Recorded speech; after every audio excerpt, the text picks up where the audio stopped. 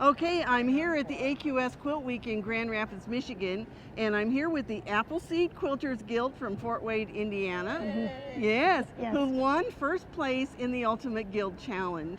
And so Jenny's going to tell us a little bit about how they developed the challenge. We enjoy this challenge every year because it inspires us to go beyond our boundaries. We chose this topic because we noticed pop art being in the news and other art forms, maybe at universities or, I don't know, just different places. In the magazines. Advertising, Sure. yes. So we said, well, why not do pop art? We agreed on pop art and bright colors, and it worked for us. And so those were the parameters. Yes, those were the two main parameters and distinct lines. So we each worked individually, totally. We did not, concur on anything. Sure. We chose our own topic and added people to the group as the year went by. Okay, so now we're going to let each one of the quilters tell you just a little bit about her quilt and the inspiration. This is Wendy Zent, and she will be telling you about her quilt. When I am the newest person in this quilt challenge, and they kind of talked me into it, but when they said bold and bright and wild and crazy, that's me. And so here is my quilt. It's called Growing Flowers, and I love it. It was fun to do. I love my friends too. This is Jane Wells, and she's going to tell you about her pop art quilt. Well, I actually love pop art, and I also love macaws. I used to raise macaws.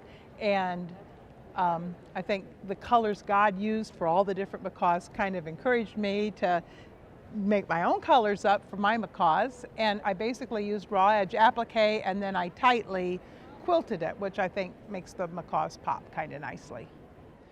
Karen Mabey from Fort Wayne Appleseed Guild, and my choice of the VW bus was because it's the only vehicle I ever had that I regret getting rid of. So, and it also just lends itself to my generation. Warhol VW buses, we were kings. So that's why I chose a VW bus. Hi again, this is Linda Johnson, and she wants to tell you about her quilt. My quilt is called Tailor and Dream, and this started from a photograph of my granddaughter, Taylor, at the 4-H fair, and Dream is her 4-H llama. I loved this photograph of her. She's usually pretty shy, but I loved how happy she was in this.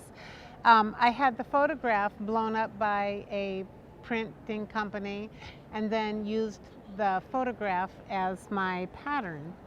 I love that pop art gives you the freedom to change color. I love color. And the only reason the llama turned out blue is because I happened to have this fabric that I thought looked like fur. This is Laura Jackson. I styled this after pop art icon Roy Lichtenstein, and after he's most well known for doing pop, bang, pow, that sort of art, but in the 70s when I started sewing, he did still lifes, and I thought it would be fun to kind of replicate his style with a sewing still life. So I drew my own pattern. It's raw edge applique. I kept it fairly simple as his style is, which is a lot of black and white and maybe a neutral and then a pop of color. This is Gloria Havel. This started out with fabric that I fell in love with at a quilt show. I purchased the fabric, which we had the flowers on it and the designs. And then I found the picture of the ostrich in a coloring book and got permission to use it, and proceeded to cut out every one of these pieces, and they are all quilted on with invisible thread. And then I found something that I thought worked really well for the body and decided I needed, or the neck, and then I decided I needed the body. So we cut the flowers out as they were and appliqued those on. I'm Jenny Hoot, a member of this wonderful group of artists. I chose guitars as my theme to do in pop art. The colors of the fabric that I found just lended themselves to this kind of a display. I quilted using just horizontal quilting on a diagonal, matching the color of the thread. It was a little tricky trying to change the thread in between, and as I went, it worked out. I don't know, I needed to quilt down the guitar pretty heavily, so I just used a regular stipple and finished it up with the straight lines of the strings using heavier weight thread. So it was a lot of fun to do. My name is Margaret Glodemans, and I chose to do the jukebox because I love music during this time. It was my favorite thing to do, to go to dances, sock hops, and just listen to the music.